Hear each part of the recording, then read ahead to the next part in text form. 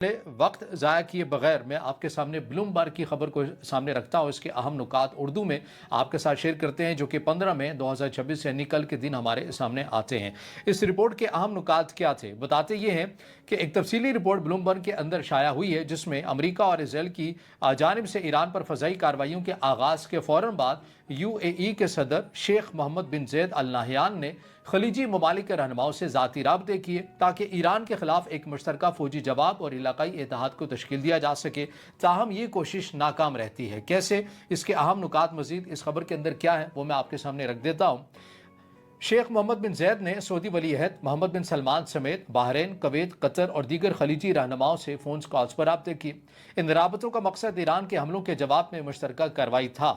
محمد بن زید نے اپنے ہم منصبوں کو یاد دلایا کہ گلف کوآپریشن کونسل یعنی کہ GCC 1981 میں ایران کے اسلامی انقلاب کے خطرات کے پیش نظر قائم کی گئی تھی، یعنی جو GCC اتحاد ہے۔ UAE کے صدر ان ممالک کو یہ کہہ رہے ہیں کہ میں آپ کو یاد یہ کرواتا چلوں کہ 1981 میں جو ہم نے یہ پلیٹ فارم بنایا تھا یہ تو بیسیکلی ہم نے ایران کے خلاف بنایا تھا اور اب اس کو امپلیمنٹ کرنے کا وقت آ گیا ہے۔ ان کا خیال تھا کہ خلیجی ممالک کو ایک بلاک کی صورت میں ایران کا مقابلہ کرنا چاہیے اور امریکہ اور اسرائیل کے ساتھ تعاون کرنا چاہیے۔ تمام رابطے کیے گئے ممالک نے اس تجویز کو مسترد کر دیا۔ سعودی عرب، قطر، کویت اور بحرین نے مشترکہ فوجی کارروائی میں شامل ہونے سے انکار کر دیا جس سے UAE مایوس ہو گیا۔ یہ کوششیں فروری 2026 میں امریکہ اور اسرائیل کی ایران پر بمباری کے ابتدائی دنوں میں کی گئیں۔ رپورٹ کے مطابق UAE نے ایران کے جواب میں خود بھی محدود کارروائیاں کی لیکن علاقائی سطح پر وسیع اتحاد بنانے میں ناکام رہا۔ یہ رپورٹ خلیج فارس میں موجود اختلافات کو ظاہر کرتی ہے۔ سعودی عرب اور قطر سمیت کئی ممالک نے احتیاط کا رویہ اختیار کیا اور براہ راست فوجی تصادم سے گریز کیا، جبکہ UAE نے زیادہ فعال اور امریکہ اسرائیل کے قریب کا موقف اپنایا۔ یہ باتیں کی جا رہی ہیں کہ سعودی عرب اور UAE کے درمیان جو اختلافات ہمارے سامنے پہلے تھے لیکن UAE نے دوبارہ اس کو بہتر کرنے کی کوشش کی، لیکن کس انداز میں کی؟ سعودی عرب کو یہ پیغام پہنچایا گیا کہ میں آپ کو یاد یہ کرواتا چلوں کہ دیکھیے کہ GCC ہم نے کس بات کے اوپر بنائی تھی، اس کا نظریہ کیا تھا، اس کو امپلیمنٹ کرنے کا اب وقت آ گیا ہے۔ لیکن یہ جو آخری کوشش UAE کی طرف سے سعودی عرب کو اپنے ساتھ ملانے کی گئی تھی، اس میں بتایا یہ جا رہا ہے بلومبرگ کی خبر کے مطابق کہ سعودی عرب نے، کویت نے، قطر نے اور بحرین نے اس کے اوپر انکار کر دیا۔ जय हिंद मित्रों, आप देख रहे हैं अपने आप के चैनल बी रोस्ट।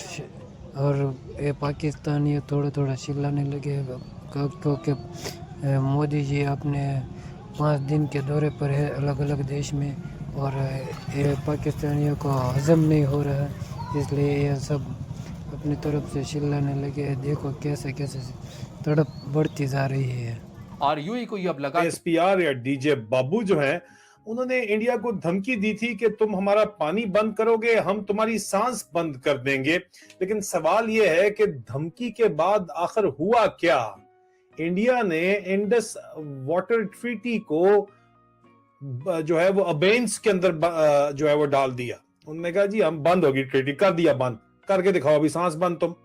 और पाकिस्तान के जो इस वक्त हुक्मरान है, पाकिस्तान पे जो काबिज हैं, वो सिर्फ बड़के मार रहे हैं और बयानात दे रहे हैं, लेकिन ग्राउंड के ऊपर क्या हो रहा है इसको समझने के लिए आप थोड़ा सा इसका कॉन्टेक्स्ट समझ लीजिए कि इंडस वाटर ट्रीटी 1960 के अंदर वर्ल्ड बैंक ने आपको पता ही है करवाई थी, जिसके मुताबिक रावी, ब्यास और सतलज जो कि ईस्टर्न रिवर हैं ये इंडिया के पास गए थे और वेस्टर्न रिवर इंडस, झेलम जो है सिंध, झेलम और चनाब ये पाकिस्तान के लिए आया था। अब इंडिया ने 2025 में जो पहलगाम के अंदर हमला करवाया गया उसके बाद इस ट्रीटी को अबेंस के अंदर डाल दिया। उन्होंने कहा जी हम नहीं अब करते, हम तुमने पानी हमने कर दिया बंद, हम अपनी मर्जी से इस्तेमाल करेंगे, तुमने करनी है जो सांस बंद वो करो, ठीक है। और जाहिर बात है कि उसके बाद इंडियन ऑफिशियल्स ने कहा कि ये पोजीशन तब तक जो है वो रहेगी जब तक पाकिस्तान जो दहशतगर्दी है, क्रॉस बॉर्डर टेररिज्म है, उसकी क्रेडिबिलिटी के ऊपर, उसको मुकम्मल तौर के ऊपर उसका खात्मा नहीं करता। अब इंपॉर्टेंट बात यह है कि इंडिया ने ओवरनाइट पाकिस्तान का सारा पानी नहीं रोका, ना वो रोक सकता है, क्योंकि वेस्टर्न रिवर्स के ऊपर बहुत बड़े मैसिव स्टोरेज और डाइवर्जन इंफ्रास्ट्रक्चर बनाने के अंदर टाइम लगता है। लेकिन इंडिया अपनी अपस्ट्रीम लेवरेज यूज कर रहा है इस वक्त बड़े वाजे तरीके से, اور واٹر ڈپلومیسی کا کو ایک پریشر ٹول کے اوپر پاکستان کے خلاف بڑے کامیابی سے استعمال کر رہا ہے. رپورٹس کے مطابق انڈیا نے انڈس واٹر ٹریٹی کی سسپینشن کے بعد نئے ہائیڈرو پاور پروجیکٹس بڑی تیزی سے بڑھا دیے ہیں اور حال ہی میں کھول بھی دیے ہیں اور ان کو مزید کھولا ہے. دوسری طرف پاکستان کے کسان کی پہلے سے جو بری حالت ہے اس کی کیا حالت ہے وہ آپ دیکھ لیں کس طرح رو رہا ہے وہ.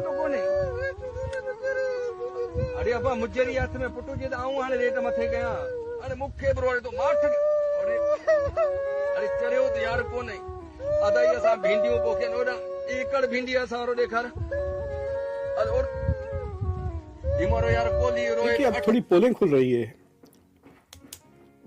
یہ پولنگ اسرائیل کھول رہا ہے. سارے کے سارے لیک جو آ رہے ہیں ایک کے نیتن یاہو آ کے گئے تھے جنگ کے دوران, تو جو شروع میں کہہ رہے تھے کہ ایران یہ ملک جی سی سی کے ملک پورے معصوم ہیں, وہ تو ختم ہو گیا نا کہ یو سو انوالوڈ وتھ اسرائیل. دوسری چیز یہ ہے کہ اسرائیل کے جو پرو وائسز ہے امریکہ میں, انہوں نے یہ پولیں بھی کھول دی کہ یو اے ای نے مل کے حملہ کیا ایران کے اوپر سیکریٹلی, اور سعودی عرب نے بھی حملہ کیا. Saudi Arabia is denying all of this. مجھے لگتا ہے کہ they are trying to create, وہ انشور کرنا چاہ رہے ہیں کہ ایران کے تعلقات گلف کے ساتھ نارملائز نہ ہوں, اور اگر ایران کے تعلقات گلف کے ساتھ نارملائز نہیں ہوتے تو یہ جو گلف کے کنٹریز ہیں یہ خود سے نہیں کھڑے سکتے. فار ایگزامپل آپ یو اے ای کو لے لیں. یو اے ای کی آبادی 1 کروڑ ہے, صرف 1 کروڑ. وہ 1 کروڑ میں 13.5 لاکھ اماراتی ہے بس, صرف 13.5 لاکھ. تقریباً 90 لاکھ جو لوگ ہیں اس کے آدھے بھارت واسی ہیں, 40% تو تقریباً نیئرلی 4 ملین انڈینس ہے. پھر بنگلہ دیشی, پاکستانی, ایجپشین, فلیپینس کو ملا لیں تو وہ دوسرے بلین ہو گئے. باقی کے سب وہ گورے جو چٹے پٹے آتے رہتے ہیں, وہ رشیا سے جو لے کے آتے ہیں تو وہ سارے. So these are the 5 big countries, India, Pakistan, Egypt, فلیپینس اور بنگلہ دیش, جو ان کا پاپولیشن ہے. لیکن اگر امیجن کریں کوئی سیریس جنگ ہو جاتی ہے یو اے ای کی, یعنی گراؤنڈ انویژن ہو جاتا, تو کیا یہ بھارت واسی پاکستانی لڑیں گے؟ وہ سیدھا بھاگ کے آ جائیں گے. ایک دم 1/10 ہو جائے گا یو اے ای کا پاپولیشن, رائٹ. سو یہ ملک کیناٹ ایگریشن اگینسٹ یو. تو یہ چیزیں تو تب ہوتی ہے, لیکن یو اے ای کے پاس یہ والی شمتا نہیں ہے. یو اے ای کو امریکہ نے بھی پیٹریوٹ ڈیفنس سسٹم دیا. ویسے تو پورے مڈل ایسٹ میں ان کے یہ ایئر ڈیفنس سسٹم لگے ہوئے تھے. چلے ان کو ایئر ڈوم ہے, پتہ نہیں کیا نام ہے اس کا, اسرائیل والا سسٹم, تو ایئر ڈیفنس سسٹم جو اسرائیل کا تھا تو وہ بھی دیا گیا. لیکن اس کے باوجود کیا جو یو اے ای ہے وہ اٹیک سے بچ گیا. اور یہ بھی خبر آئی ہے کہ ایک تو خیر سعودی عربیہ کے حوالے سے بھی خبر آ رہی ہے کہ انہوں نے حملوں کا جواب اپنی ایئر سٹرائکس کے ذریعے دیا, اور یو اے کی بھی خبر آ رہی ہے کہ انہوں نے بھی جوابی حملے ایران پر کیے.